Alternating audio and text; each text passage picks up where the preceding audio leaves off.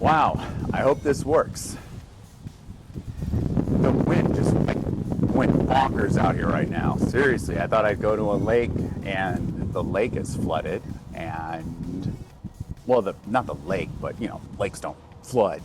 But the lake rose so high that I can't walk out onto the pier. I had this whole idea of this expansive, amazing, opulent view. And the lake has risen so much.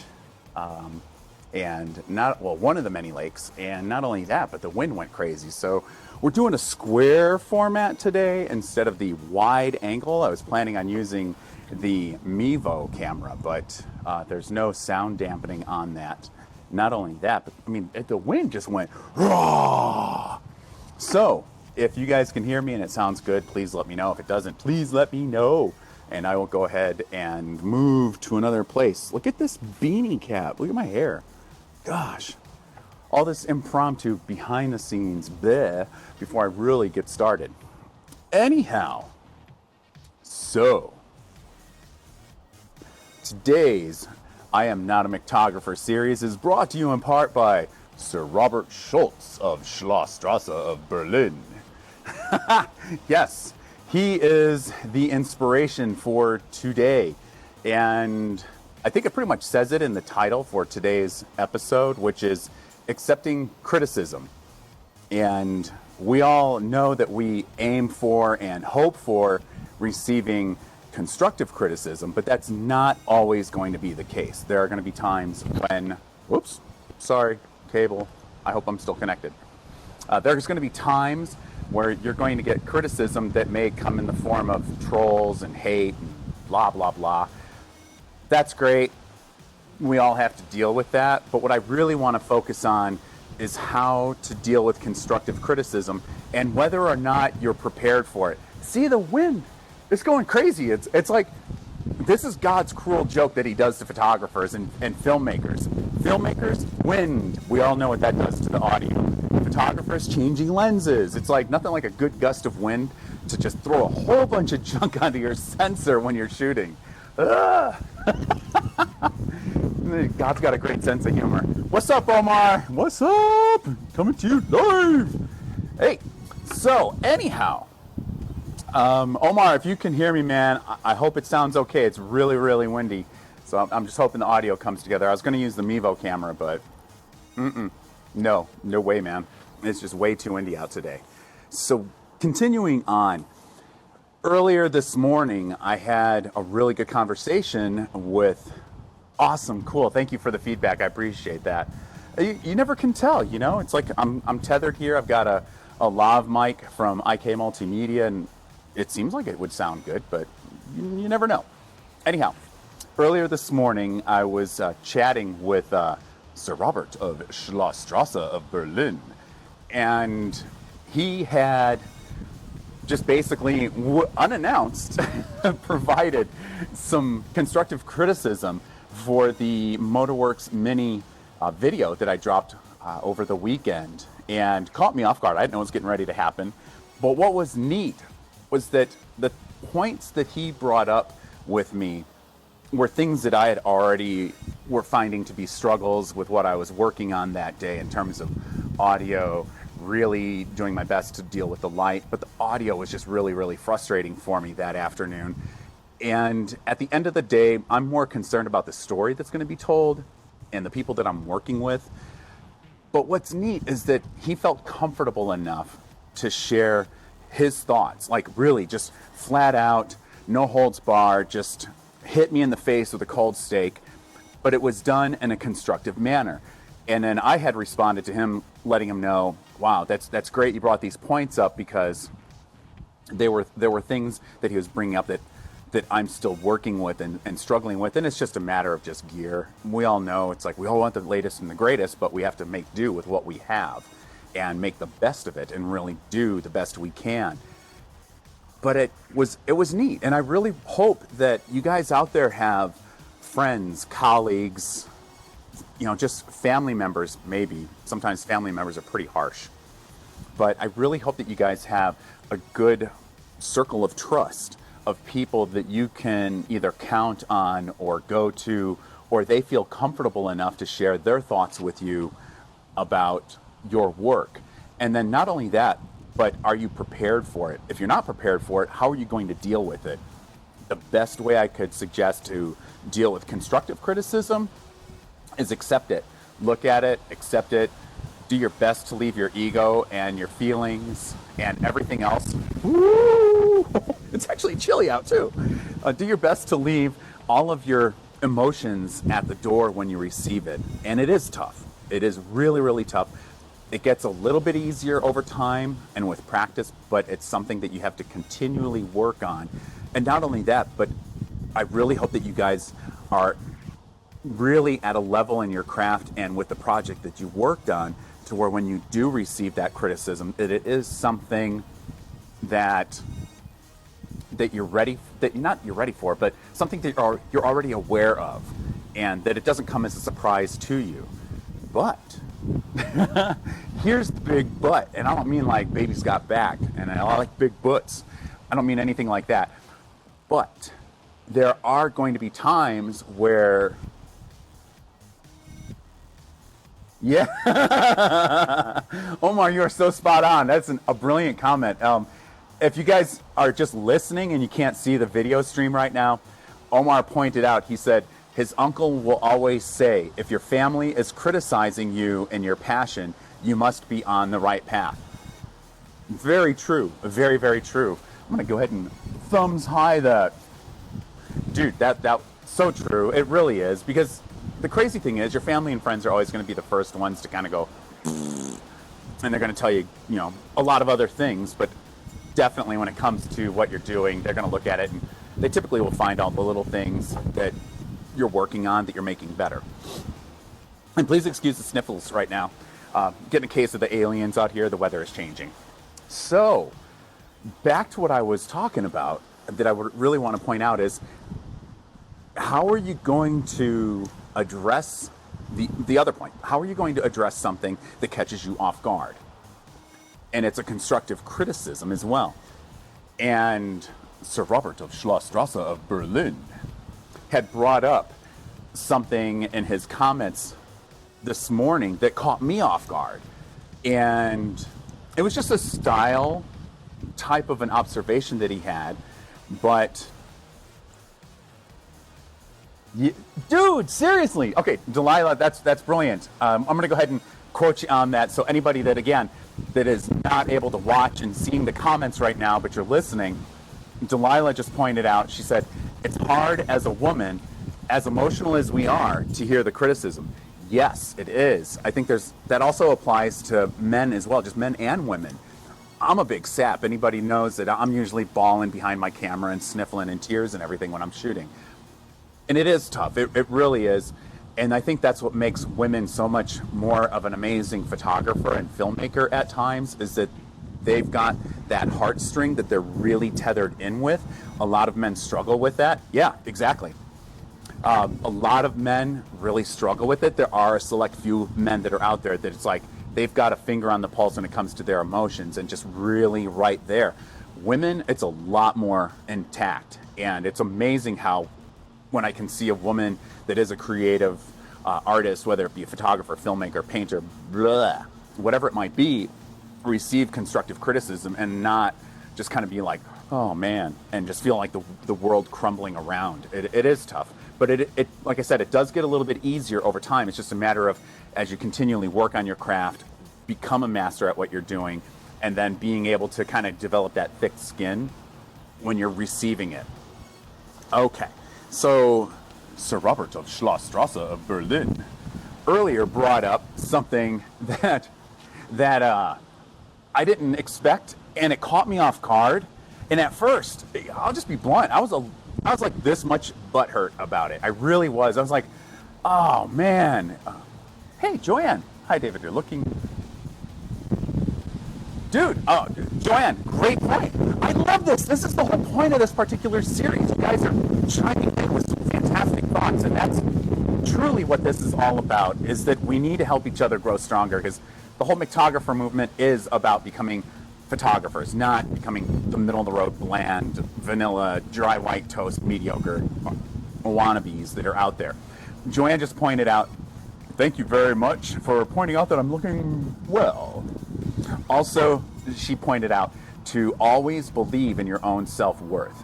You'll be a stronger person for it. So totally true, you guys. It really, really is. You've got to understand the value that you're bringing to the table. Great point. Fantastic. Thank you so much for sharing that. Now, as I was mentioning, Sir Robert of Schlossstrasse of Berlin pointed out something that was a style issue that I did not see when I was creating the final piece for Motorworks Mini. I was really wrapped up in it, just putting it all together the best I could, and really doing my best to come up with something that just had a nice, kind of a very, not I want to say aggro, but just a very fast-paced motion piece, and then obviously the interview with Michelle. And it caught me off guard when he said it, and like I said, I was a bit butthurt at first. It really did bother me, but it was very brief. It was very fleeting because I understood Bob's heart, where it was coming from and what he was sharing, and that he has only my best interest at heart for what I'm doing with myself and with my craft. And then I had to look at it in the sense like, okay, not necessarily back to the drawing board, but I need to look at that because what he pointed out, okay, I'll just be blunt about it. I'll just be really, really blunt. He had pointed out that the style of the video that I had created had a sense of wedding photographer about it. Now that can create a big clash, considering that the video was intended for Motorworks Mini, Motor On, it's a lifestyle, it's very just fun, and the whole Mini Cooper lifestyle is just really cool.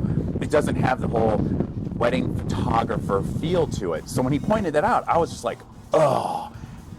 But it was great. I'm so thankful that he pointed it out, because then now I need to go back and look at the video and find out where did that possibly happen in the video? Was it right out of the gate that it happened? Was it something that kind of came together in the video? Or was it something that the video was coming along really, really cool and all of a sudden went, wedding photographer? Ew, that's so not the style and the whole piece. That wasn't what I was aiming for with that piece. So I'm so thankful that he pointed that out, and I need to have a conversation with him when it's not the middle of the night, his time in Berlin, to find out at what point did he feel like that or see that or recognize that. And that's where we have to become strong enough in our own self to address that with the people that are delivering the constructive criticism. And it's sometimes it won't be easy. It really won't. And we're going to have to swallow our pride, especially if you're doing something that you're intended to go A and B kind of floated over, and then you had a little bit of a mixture. And the reason why it's so important, I can't stress and implore this on you guys so much. The reason why it's so important for you to understand that if you have a crossover in your style, if you have a crossover like that, it can absolutely destroy, on an exaggerated level, it can destroy the message that you're trying to deliver to your client. Or it won't necessarily destroy it, but it won't leave your client with that same intended feeling, that same intended emotion, that same intended experience that they were anticipating. And to drive it home even further, that crossover in the style can create what's referred to as fall off, and it's a disconnect. And what I mean by that is you're putting out one of my favorite beverages, good stuff. It's Water Joe, caffeinated water. Oh my gosh, I've really trimmed down on the energy drinks, but increased the water. So what would be is if I'm doing a commercial for Water Joe, caffeinated water, and it's coming along and it's great, and then all of a sudden there's a little sense of Red Bull in that particular commercial, then your audience, your client, will not receive it to the full potential of what you intended. So that is something that needs to be looked at when you're receiving this criticism. There are so many points with that. Okay, so we've talked about getting constructive criticism, and I've shared with you a little bit of thoughts about stuff that can kind of catch you off guard, just kind of blindside you a little bit. I have quotes. What do we got here? Omar shared, any passion in whatever art you love must be lived in not just dwelled in. That is what makes you an artist. Absolutely, absolutely. I like it. And Joanne, excuse me. Oh my gosh, I feel like a goober. Joan, you're gonna have to make sure that I am not such a blonde. Joanne. I've seen it both ways. I'm so sorry. Forgive me. Woe is me. Anyways, she has a great comment here. It says, yeah, a brilliant artist with so much passion. Boom. A lot of people out there. But we've got to make sure that we hone that passion in and keep it dialed in. And the passion, when it's not only raw, but when it's just that raw, unbridled passion that you can really keep a grip on, blows people away. It really, really does. Okay. So, what do you do when you get hate and you get trolls? The first thing you're going to want to do, that first jump in, want to defend yourself, want to defend your craft, your art, your client, the message, blah, blah, blah. You're going to want to step up to the plate and go, no, and and all the other stuff. Thanks, John. Maxwell. We'll call you Maxwell. Maxwell Smart. Oh, yes. Okay, you're too kind. Thank you. What do you do when you get the trolls and you get the hate? And we're going to get it. We all get it. I get it. Everybody else gets it. The best thing to do is just look at it for what it's worth and don't necessarily feel sorry for these people. You may feel sorry for them. You may feel bad for them. But accept it. Look at it for the sense that those are things that they're pointing out in you guys, but they actually see it in themselves. So commonly it's projecting their own negative emotions onto you. It's projecting their own inadequacies, their own insufficient talent, their own everything that is negative about them that they're dwelling on and dealing with and struggling with. They're projecting it onto you guys. When that happens, kick it to the curb. Don't block it and don't delete it. Leave it there. Seriously, leave it there. Commonly what may happen is your friends and family and fans and everybody else will jump in and go, no way, man. Like, Omar's the best photographer in the world and, all these guys are the greatest and you got to check out their work. And then the haters jump back and forth and it gets really, really, really, really ugly. It really can. But don't feed into it. And it is tough. There are times where I just want to go, ugh! And then I look at them and I just kind of go, well, the haters, haters are going to hate. And I think of them as keyboard commandos. They're totally cowardly. They hide behind their keyboard. They hide behind their monitor because the reality is they would never say something like that to your face. But hiding behind a monitor and a keyboard, they will. So let it be that. And let's see here. Omar says, the best compliment is jealousy. That means they want what you have. Hate comes from jealousy. Absolutely, dude. It truly does. I mean, hate and jealousy, two extraordinarily negative comments and emotions and passions. I mean, it is extremely negative. It's horrible. And as long as we're recognizing it for that, then you can operate from a position of love. And then you can operate from a position of peace and gratitude. And the old saying, kill them with kindness. There's nothing more that really aggravates and agitates a hater than when you go, oh, thanks, man. I'm glad you feel that way. Thanks, man. I'm glad you feel that way. Delilah. Yes, I stand in agreement. 100%. Seriously. Don't feed into it, but just kind of go, oh, thanks, man. Appreciate it. Thanks. Appreciate it. It's kind of like the most difficult thing to learn in Los Angeles is to not kind of go, give them the middle finger. You know which one I'm talking about. But coming from Chicago and other cities that I lived in, when I moved to Los Angeles, it was really, really, really, really tough to just not go, oh, you people are crazy, because it just makes the situation that much worse in Los Angeles. You never know. You might get shot. You never know. So, you guys, I'm going to go ahead and wrap it up.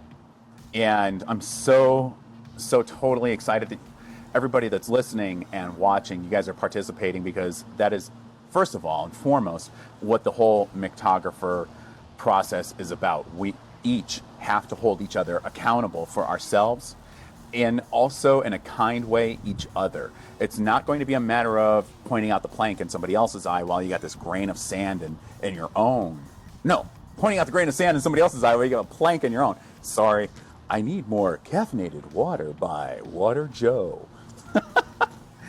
But to be kind about it. And if you do get something that comes off different or comes off strong, to work with it. Look at it. If I move over a little bit, look how beautiful it is out here, you guys. Is this gorgeous? On the other side of all of that, on the other side of the shrubbery, is this amazing lake that I really wanted you guys to see. But later. Oh, dude, absolutely no. Omar, thank you for participating and sharing your thoughts as well. That is totally key. So, when you get it and you get that constructive criticism, it feels a little tough, leave it. Leave your ego and leave your feelings and everything. Check it at the door.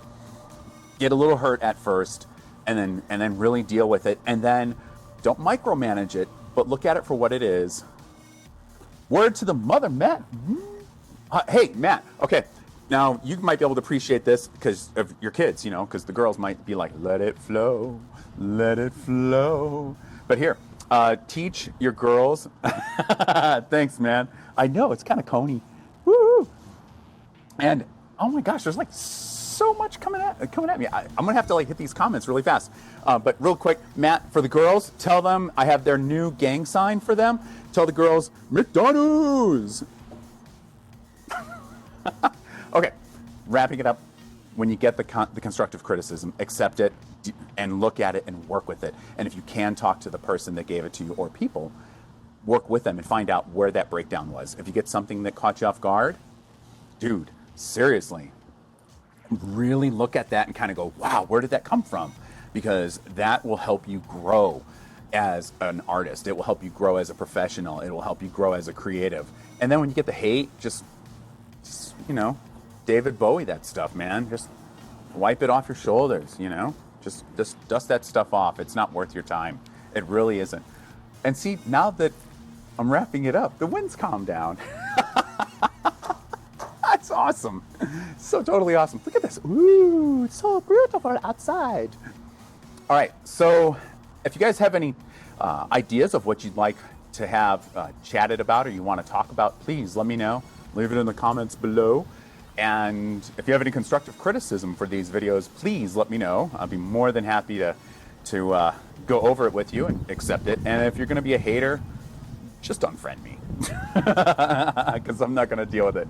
All right. And Delilah, much love and respect right back to you. And we all need to keep each other sharing each other's messages. And thank you so much working on it. I am down 50 pounds. I'm getting back to that whole Zoolander bit. So I'm really excited about that.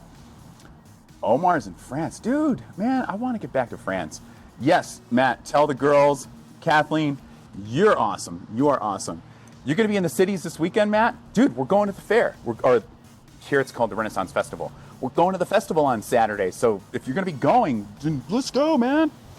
Yeah, Delilah, I saw it's crazy hot where you're at, man. What's going on with this insane weather? It's like 55, 60 degrees and insanely windy. All right. And, thanks, Matt. I appreciate you saying I look snappy. All right. So that's about it. I will talk to you guys next week because for some crazy reason I thought this should be a weekly Monday thing. So that means I'm going to do 52 of these every year. All right. And this is David Esquire coming to you live here at this gorgeous, gorgeous, gorgeous lake and park in Minnesota for the I Am Not a McTographer Monday? Oh, I don't know what else to call that other than I Am Not a McTographer. And until later, here, let me go ahead and grab the Gorilla Pod here. Let me show you guys this before I go. Seriously, you got to see this. This is amazing. Absolutely amazing. I mean, look how gorgeous this is out here. Oh! All right, check this out. Also, where I'm at right now isn't very far from where Apollonia purified herself in the waters of Lake Minnetonka with Prince. All right, check this out. Is that gorgeous or what? I mean, what is to not like about that? Wow, I feel like Flavor Flav. Wow. All right, so that's about it. This is David Esquire coming to you live from an absolutely gorgeous lake here in Minnesota. And until next week, I will see you soon.